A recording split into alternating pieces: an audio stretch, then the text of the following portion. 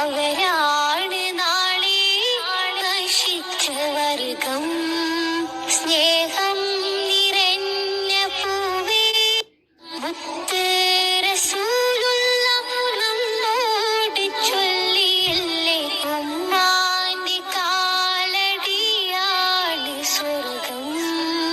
മുത്തായ ഉമ്മാന്റെ കണ്ണീര് വീഴ്ത്തിയാൽ അവരാ